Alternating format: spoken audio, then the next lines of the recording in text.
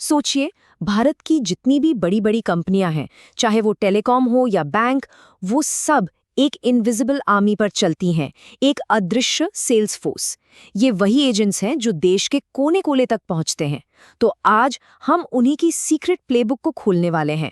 चलिए इस पूरी कहानी को समझने के लिए एक बहुत ही जाने पहचाने नाम से शुरुआत करते हैं। बीएसएनएल।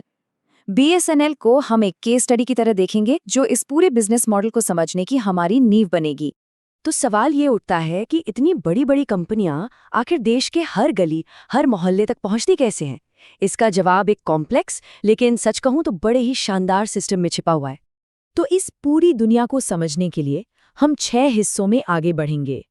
शुरुआत करेंगे एक ट्रेडिशनल टेलीकॉम मॉडल से, और फिर देखेंगे कि वही मॉडल आज की फाइनेंशियल दुनिया में कैसे, कह सकते हैं, इवॉल्व हो गया है। तो चलिए पहले हिस्से से शुरू करते हैं। सीधे बीएसएनएल की ऑफिशियल पॉलिसी पर नजर डालते हैं और समझते हैं कि इस पूरे इकोसिस्टम के मेन प्लेयर्स आखिर हैं कौन। अगर एकदम सीधे साधे शब्दों में कहूं तो ये एजेंट कंपनी और ग्राहक के बीच एक पुल का काम करते हैं। इनके बिना तो प्रोडक्ट्स लास्ट कस्टमर तक पहुंच ही नहीं सकते। बीएसएनएल का जो मॉडल है ना, वो एक पिरामिड की तरह है। सबसे ऊपर है फ्रेंचाइजी, जो पूरे एरिया को संभालता है। फिर उसके नीचे आते हैं डिस्ट्रीब्यूटर और रिटेलर, जो सामान बेचते हैं। और आखिर में आते हैं डायरेक्ट सेलिंग एजेंट्स, मतलब डीएसए, जो सीधा कस्टमर के दरवाजे पर दस्तक देते हैं। अच्छा, तो अब ये देखते हैं कि इन एजेंट्स का रोज का काम आखिर होता क्या है, उनकी जिम्मेदारियां क्या होती हैं। बीएसएनएल फ्रेंचाइजी का उदाहरण हमें ये समझने में काफ़ी मदद करेगा कि ये जॉब असल में दिखती कैसी है। देखिए, ये सिर्फ सिम कार्ड बेचना नहीं है, इससे कहीं ज्यादा है। एक फ्रेंचाइजी असल में अपने इलाके में एक छोटा मोटा बीएसएनएल ही चला रहा होता है। सेल्स, मैनेजमेंट, कस्टमर सर्विस, सब कुछ। और ये कोई छोटी बात नहीं, बहुत बड़ी जिम्मेदारी है। अब यहाँ एक बड़ी मज़ेदार डिटेल पर गौर कीजिए। बीएसएनएल की पॉलिसी ये कहती है कि शहरी इलाकों में हर मोबाइल टावर के आसपास कम से कम 8 रिटेलर होने ही चाहिए। अब सवाल है, ऐसा क्यों? ताकि पहुंच और सर्विस दोनों की गारंटी रहे।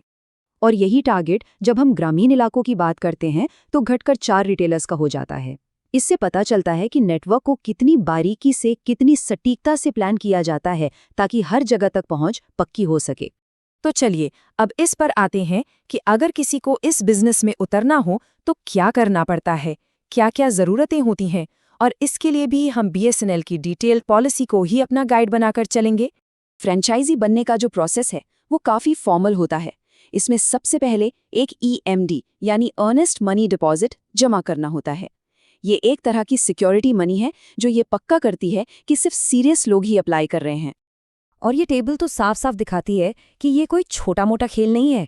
सोचिए, एक क्लास एरिया के लिए 50 लाख का टर्नओवर और 3 लाख की बैंक गारंटी चाहिए। मतलब ये एक सीरियस बिजनेस इन्वेस्टमेंट है।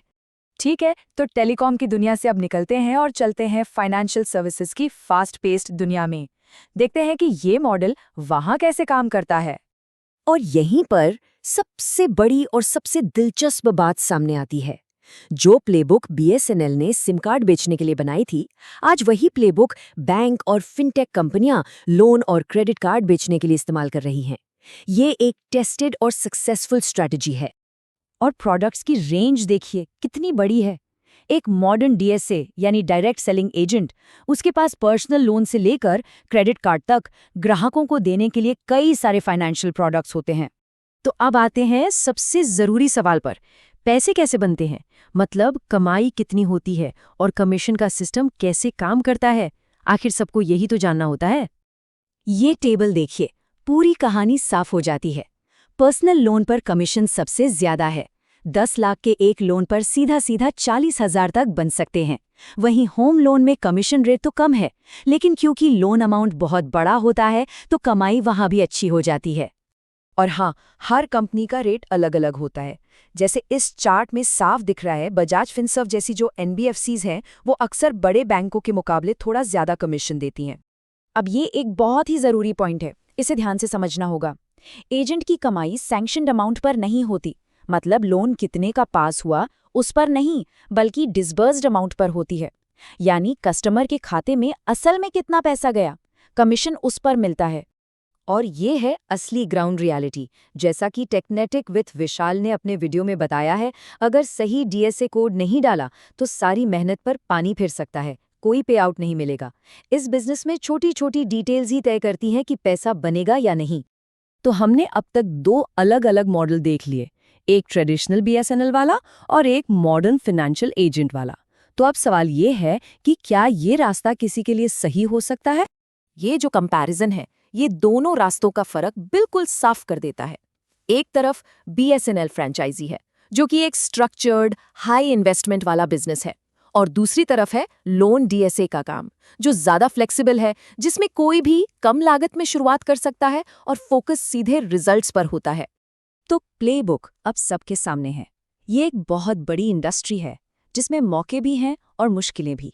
सवाल ये नहीं है कि ये मॉडल काम करता है या नहीं, क्योंकि ये तो काम करता है, ये हम देख चुके हैं। असली सवाल ये है कि इस रास्ते पर चलने के लिए वो सही माइंडसेट और वो मेहनत करने का जज्बा किसके पास है।